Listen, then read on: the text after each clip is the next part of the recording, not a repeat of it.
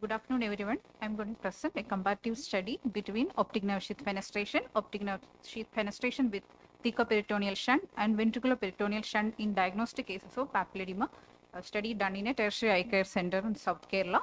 We know that the total sum of volume of brain CSF blood in the cranium remains constant, and when the balance is lost, it leads to raised ICP, and raised ICP intracranial pressure causing papilledema, and which in turn cause significant vision loss if it is persistent. To reduce the ICP, we need surgical intervention, especially in cases of idiopathic intracranial hypertension when conventional medical therapy fails, and space occupying lesions when the surgical treatment fails to relieve obstructive hydrocephalus. So always there is a confusion, the effectiveness and safety of all these procedures, because these procedures are not that common. So comparing different methods of CSF diversion procedures will help us better understanding and the effectiveness and complications, and so that we can choose in between for the better visual impairment of our patient. Aim of the study to compare different methods of CSF diversion procedures and optic nerve sheath fenestration in the treatment of papilledema. So, and also to know the efficacy and safety of each procedure. Study conducted in a tertiary eye care center in South Kerala, and the study intervention is CSF diversion. For that, we referred patients to tertiary care center where neurosurgeon is available. Our study duration was 2 years and sample size was 24. We included patients with papilledema, and for atrophic papilledema we selected patients based upon the optic nerve sheath diameter with ultrasound B scan, and we excluded IH cases without any documented CSF opening pressure. Optic nerve sheath fenestration done in the medial conjunctival route, and optic nerve sheath fenestration with TP shunt and VP shunt done by intracranial route by neurosurgeon. So these are the visual outcomes. We measured visual outcome based upon visual acuity and visual field. So the visual function is stabilized, improved, or worsened. Stabilized visual acuity means within 2 lines of Snell lens, and the vision is if it is improved more than 2 lines, and worsening means it visual acuity reduced more than 2 lines, and visual fields if it is remained within 5 degree of center field, that means the stabilized fields. Improved means more than 10 degree center field, and field constriction if it is remained within 5 degree. And the papilledema resolution we evaluated with the fundus examination and the serial fundus photograph, and which is objectively evidenced by the OCT RNFL thickness, which if the OCT RNFL thickness is more than 200 microns, that means persistent edema. If partially resolved means it is remaining, RNFL thickness is remaining between 150 and 200 microns. And is totally completely resolved means if the RNFL thickness is more than less than 140 microns. So these are the results. The mean age of patients 30 years. Out of 24 patients, 8 males and 16 females.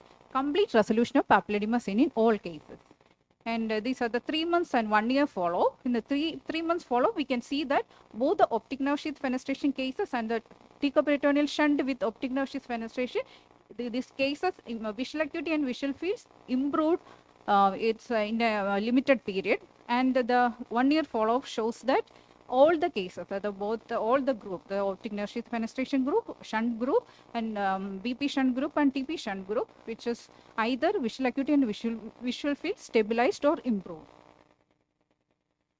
This is the outcome. The visual acuity and visual field stabilized in 8 patients out of 24, improved in 13 patients, and visual acuity and fields worsened in 3%. So we compared our study with other major studies. We can see that the first 2 studies, it is only optic nerve sheath fenestration, where the visual acuity improvement is more than 90%, which is comparable to our studies. And all the other major studies, complications are more with the LP shunt compared to the VP shunt. But our studies, VP shunt is complications are more. When you see the comparison, you can see that optic nerve sheath fenestration, only subconjunctival hemorrhage was there, no other complications. And optic nerve sheath fenestration and TP shunt, intracranial hypotension noted in 1 patient, VP shunt, but there was some CSF leak, shunt malfunction, abdominal end obstruction were there, which is comparable to other studies. So coming to the discussion, these are the major causes for papilledema we saw in our study. It is majority cases idiopathic intracranial hypertension and space occupying lesions. And TP shunt and optic nerve sheath fenestration have the advantage of no intracranial complication compared to VP shunt, because VP shunt you have to operate through the intracranially, the other one is outside. Visual recovery was dramatic in cases with underwent two procedures at a time, that is optic nerve sheath fenestration and TP shunt. And among 24 patients, visual acuity and field stabilized in 33%, improved in 54%, and worsened in 13%. These are the cause for the vision deterioration. In shunt cases, shunt failure and multiple shunt revisions. Optic nerve sheath fenestration cases, late stage intervention. To summarize, CSF diversion plays a major role in the treatment of papilledema in IH when the medical therapy fails, and in case of fulminant IH, in case of intracranial space occupying lesions when the surgery fails to relieve obstructive hydrocephalus. Fast visual recovery seen in optic nerve sheath fenestration plus TP shunt as evidenced by the 3-month and 1-year follow-up. Optic nerve sheath fenestration is gives fast visual recovery without much complication. Early surgical intervention gives better visual outcome. Light perception vision, that is very poor vision, will not have any surgical outcome. The complications like shunt failure is more common with VP shunt than others. To conclude, all modes of CSF diversion procedures and optic nerve sheath fenestration are beneficial for the treatment of papilledema and to preserve vision.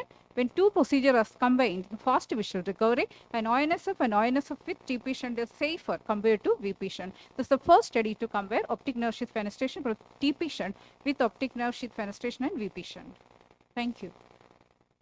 Papilledema is essentially a bilateral disease. Did you do the procedure in both eyes? Yes, If sir. so, both eyes, the same procedure. Same procedure in optic nerve group with optic nerve sheath fenestration alone, 1 by 1 we did, and in intracranial route where the neurosurgeons operated, they did at a time because it is easier for them to access at a time. And you have been mentioning that X number of patients improved. Did you compare between the two eyes? What was the improvement?